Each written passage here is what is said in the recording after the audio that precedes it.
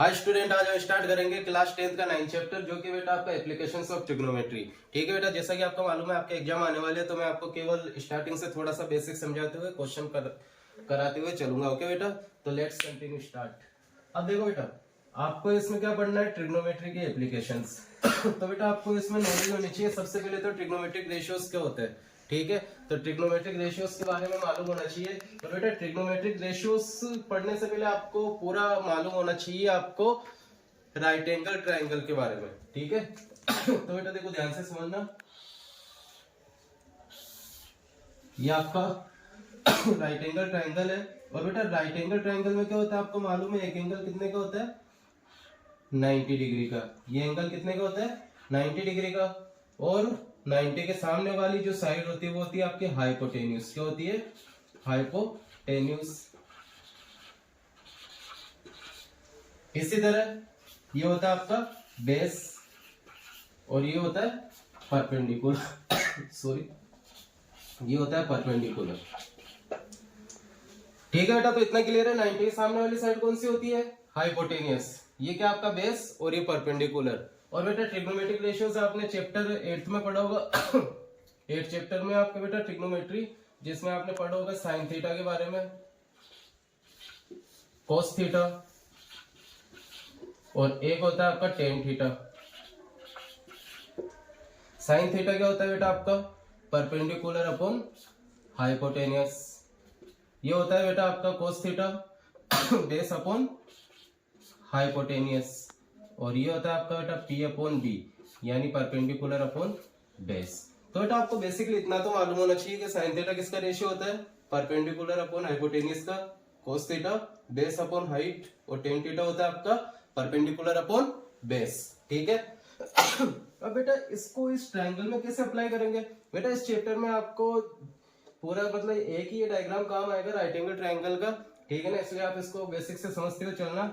अब देखो बेटा, अगर आपको बोल दे कि हमारा एंगल है यहाँ पर थीटा, ठीक है, तो ध्यान रखना बेटा थीटा के जो सामने वाली साइड होती है वो होती है आपकी हमेशा परपेंडिकुलर। क्या होती है, थीटा के सामने वाली साइड परपेंडिकुलर। और बेटा हाइपोटेन्यूज तो सेम ही रहेगी, तो ये परपेंडिकुलर, तो ये क्या हो गया, बेस। तो अगर मैं यहाँ से साइन थीटा की वैल्यू निकालूंगा तो क्या आएगा, पी अपॉन बी।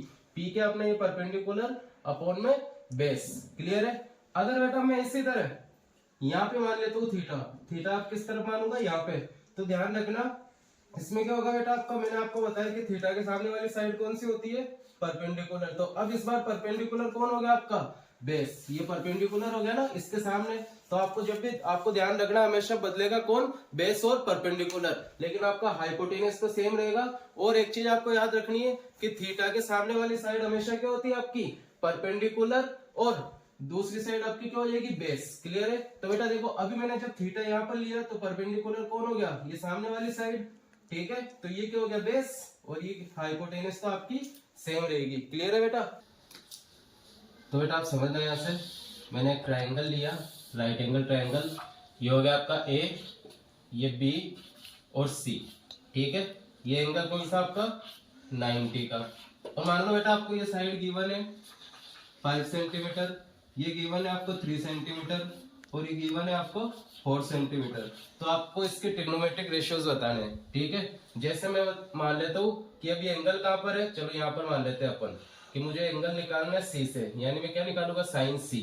ठीक है, अगर बेटा मैं साइन सी की वैल्यू निकालूंगा तो ध्यान से समझना, मैंने एंगल कौन सा लिया, सी।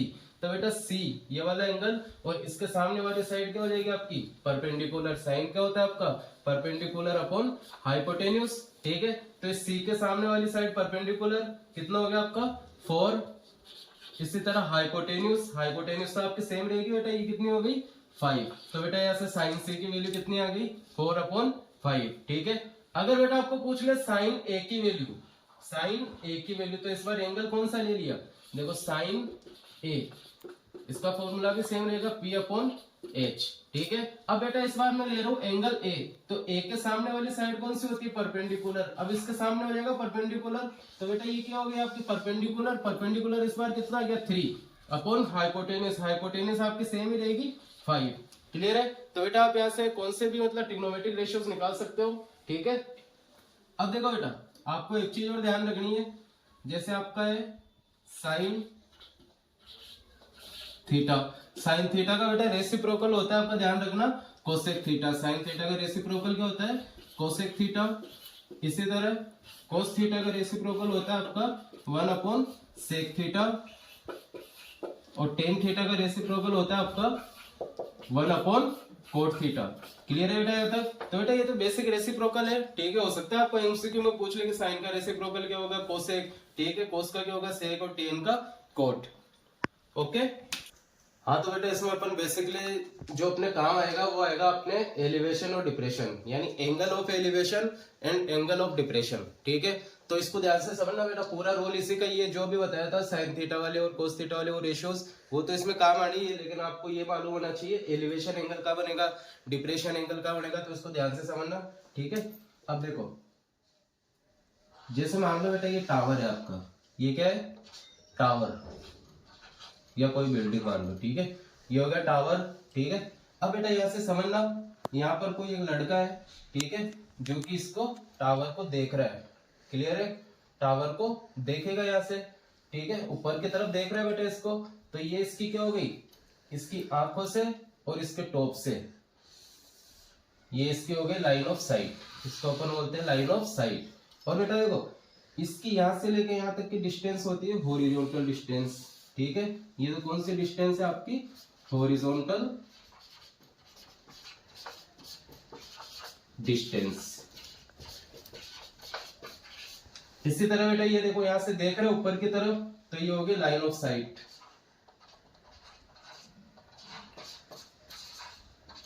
लाइन ऑफ साइट, तो ये हो गया बेटा आपका लाइन ऑफ साइट। तो आपको तो ध्यान रखना बेटा, एक बंदा नीचे खड़ा है और ऊपर की तरफ देख रहा है, टॉप की तरफ, तो इसका लाइन ऑफ साइट ही हो गई, और ये हो गई आपकी हॉरिजॉन्टल डिस्टेंस। तो ध्यान रखना बेटा, ये लाइन ऑफ साइट और हॉरिजॉन्टल के बीच में जो एंगल बनेगा, ये होता है आपका एंगल ऑफ एलिवेशन, ठीक है। इसको मैं क्या बोलूंगा? Angle of elevation. ये हो गया आपका एलिवेशन एंगल, ठीक है। अब देखना बेटा एक बार, जैसे मान लो बेटा यहां पर कोई बंदा है, क्लियर है बेटा। तो बेटा ये बंदा क्या कर रहा है? नीचे से ऊपर की तरफ देख रहा है इसके टॉप को, और ये तो हो गई इसकी लाइन ऑफ साइट जहां से ये देख रहा है, ठीक है। और बेटा इसके सामने जो हॉरिजॉन्टल डिस्टेंस है, तो इन दोनों के बीच का एंगल क्या होता है आपका? एलिवेशन एंगल, यानी ऊपर की तरफ देखना, ठीक है। अब बेटा एक आता है डिप्रेशन एंगल। अब डिप्रेशन एंगल को ध्यान से समझना बेटा,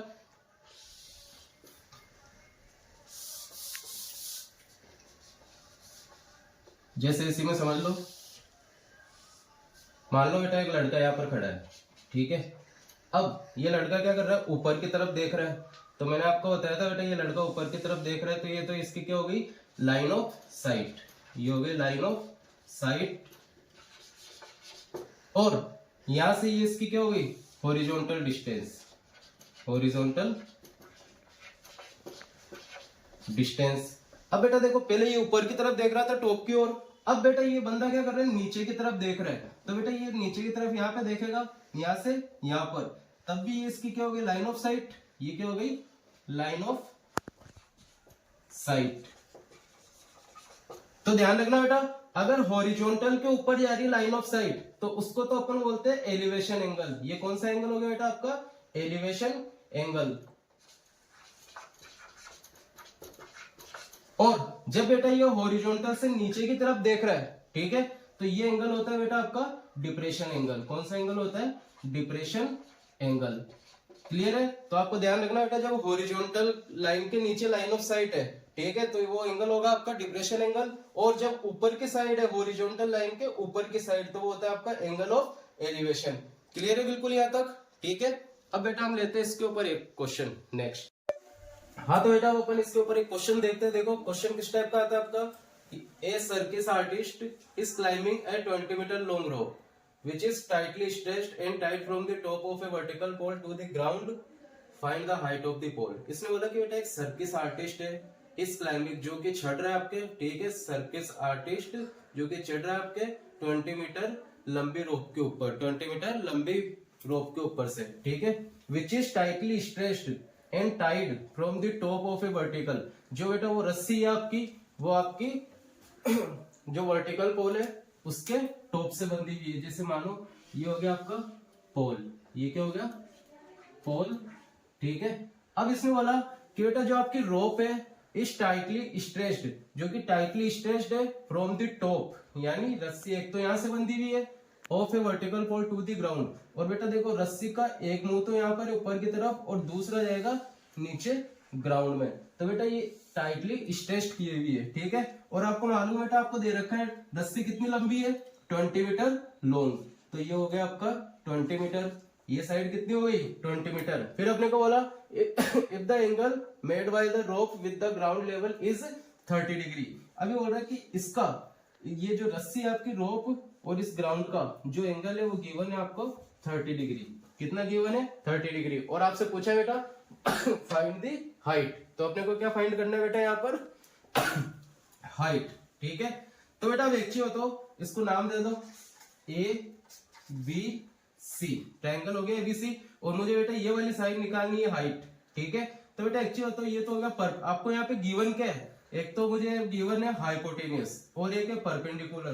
तो बेटा परपेंडिकुलर और हाइपोटेनियस ये कौन से ट्रिग्नोमेट्री रेशियो में आते हैं, दोनों ये आते हैं साइन वाले में, ठीक है। अपने को मालूम है बेटा कि साइन थीटा क्या होता है आपका परपेंडिकुलर अपॉन हाइपोटेनियस, और बेटा ये थीटा एंगल क्या होता है आपका, ये वाला होता है 30, ठीक है। तो साइन की जगह हो जाएगा ये sine 30 is equal to perpendicular, perpendicular कितना आपका P, इसको तो निकालना है अपने को, फाइंड आउट करना है, तो मैं इसको H लेट कर लेता हूँ, ये हो गई इसकी हाइट H, तो P की जगह कितना रखेंगे H अपॉन हाइपोटेन्यूस, हाइपोटेन्यूस कितनी गिवन है बेटा आपको 20, ये इसको पुट कर दिया अपन ने। अब यहाँ से H की वैल्यू निकालनी है, साइन थीटा कितना होता है आपका, साइन थीटा होता है आपका 1/2 is equal to hypotenuse upon 20।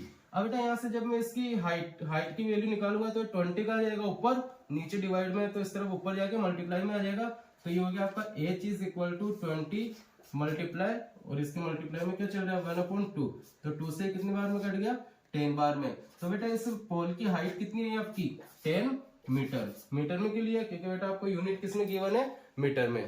Clear है यहाँ तक, ओके।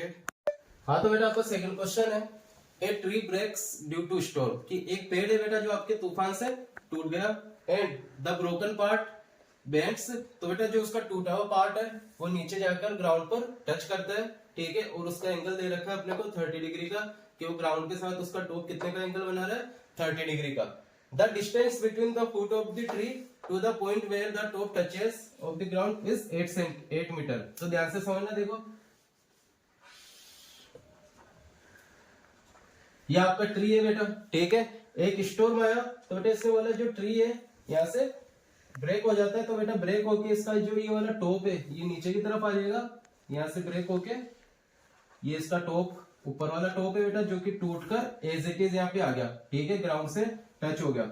अब इसमें बोला कि बेटा इसका ये जो टॉप है वो ग्राउंड के साथ में 30 डिग्री का एंगल बनाता है, कितने डिग्री का 30 डिग्री का एंगल।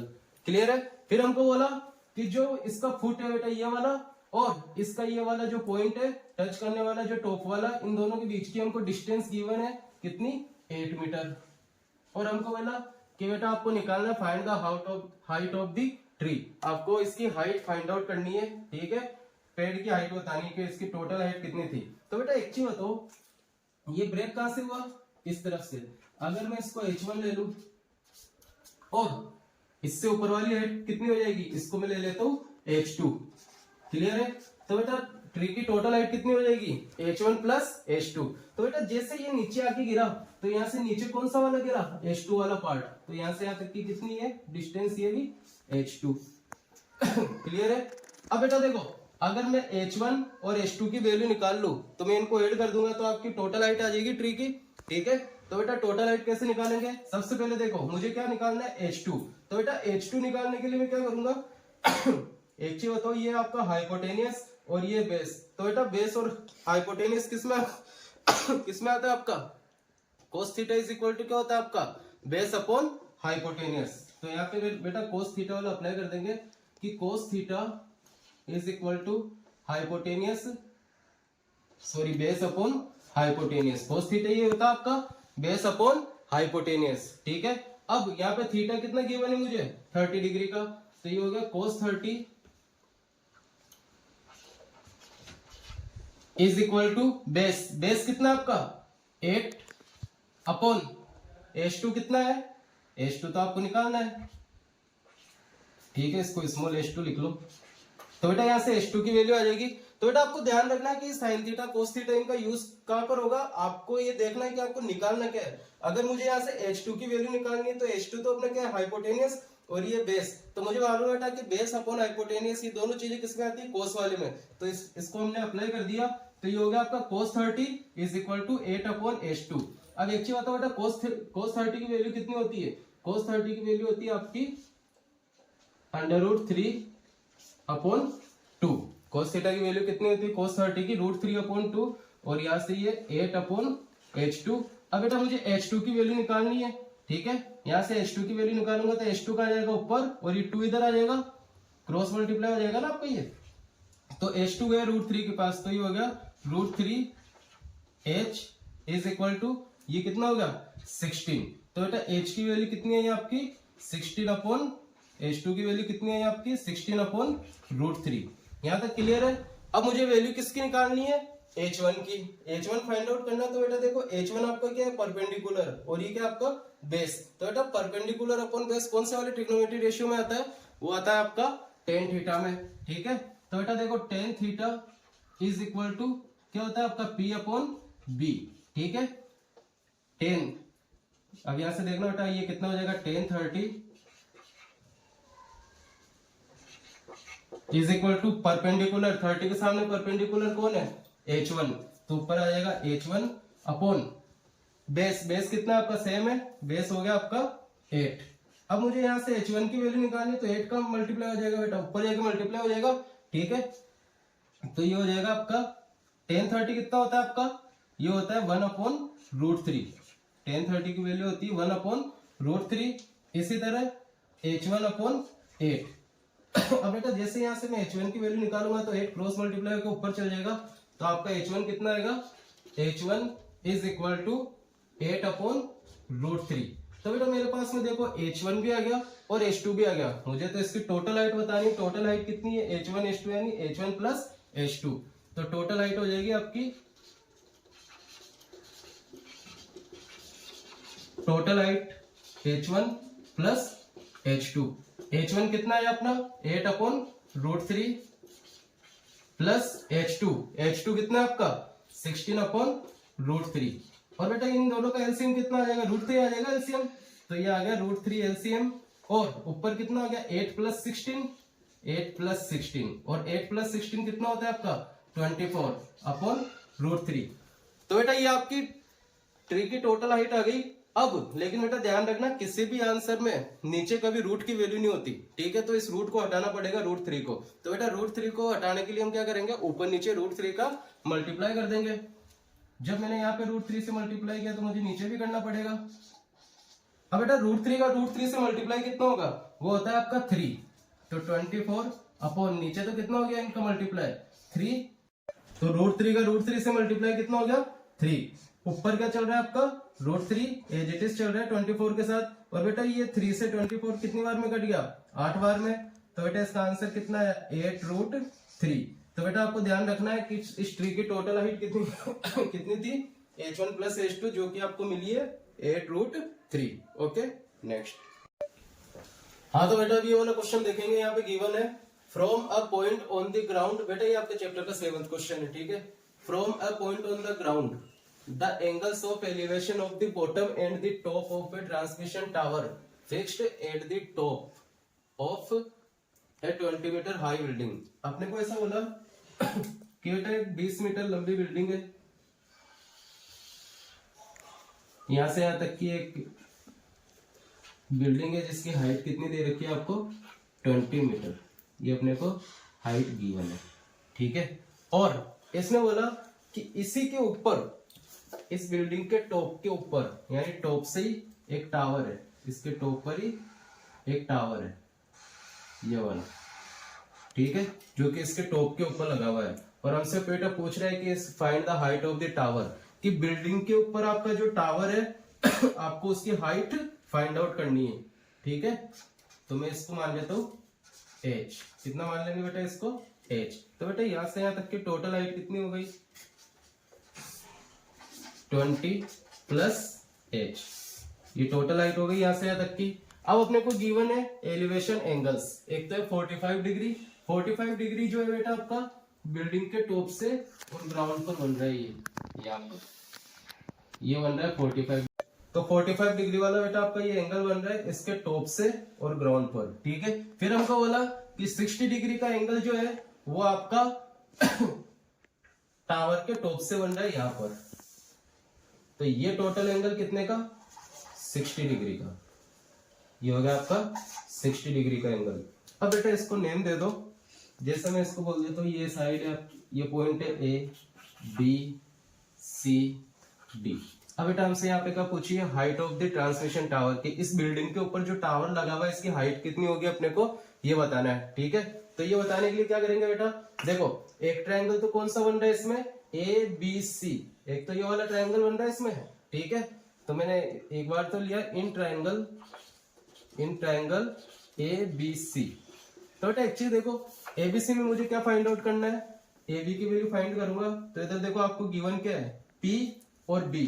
तो बेटा पी अपॉन बी किसका होता है, टेन थीटा का। तो tan theta is equal to ये होता है आपका परपेंडिकुलर अपॉन बेस, ठीक है। अब बेटा एबीसी वाले ट्रायंगल में आपका एंगल कितना है, 45 वाला बन रहा है आपका ये वाला एंगल। तो यहाँ पे क्या लेंगे अपन, 10 45 is equal to perpendicular, perpendicular कितना आपका 20, इस ट्रायंगल में ये वाला ही ना परपेंडिकुलर 20 अपॉन बेस, बेस कितना है आपका AB, बेस कितना है AB, ठीक है। तो बेटा यहाँ से 10 45 कितना होता है, 10 45 होता है आपका 1 is equal to 20 upon AB। और बेटा AB की वैल्यू निकालनी है तो 20 इधर आ जाएगा। तो यहाँ से AB की वैल्यू आ गई आपकी 20 मीटर, यानी AB कितना आ गया आपका ये वाला 20 मीटर, ठीक है। अब एक ट्रायंगल आपका बन रहा है बेटा ABD, ये कंप्लीट वाला, ठीक है। अब इस कंप्लीट वाले में अप्लाई करेंगे कि इन ट्रायंगल ABD। तो बेटा ABD में मैंने देखा आपको ये वाली हाइट फाइंड आउट करनी है। तो बेटा एक्चुअली बताओ इस ABD में टोटल हाइट कितनी हो गई, 20 प्लस h, यानी 20 प्लस h वाली हो गई ये टोटल हाइट, ठीक है। तो यहाँ पे मैं अप्लाई करूंगा tan theta is equal to P upon B, ठीक है। अब यहाँ से 10 का एंगल कितना गिवन है आपको, 60 डिग्री, कंप्लीट एंगल ये 60 बन रहा है ना इस बड़े वाले ट्रायंगल में। तो ये हो गया 10 60 is equal to P, perpendicular ही कंप्लीट हो गया यहाँ से यहाँ तक। तो ये हो गया आपका 20 plus h upon base, base कितना आपका AB, ये हो गया AB।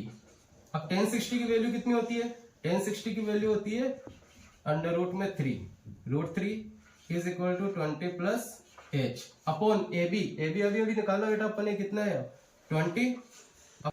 हाँ तो बेटा मुझे यहाँ से h की वैल्यू फाइंड आउट करनी है। तो 20 इधर क्रॉस मल्टीप्लाई में आ जाएगा यहाँ पर। तो ये हो गया 20 root 3 is equal to 20 plus h। अब बेटा मुझे यहाँ से h की वैल्यू निकालनी, तो 20 इस तरफ ट्रांसफर हो जाएगा, तो ये इस तरफ आके किसका हो जाएगा, माइनस का, ठीक है। 20 रूट 3 माइनस का 20 इज इक्वल टू h बच गया।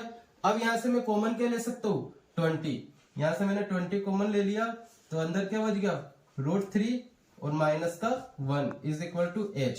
तो बेटा आपकी ट्रांसमिशन टावर की हाइट कितनी है, 20 रूट 3 माइनस 1। क्लियर है यहाँ तक, ओके बेटा, थैंक्स।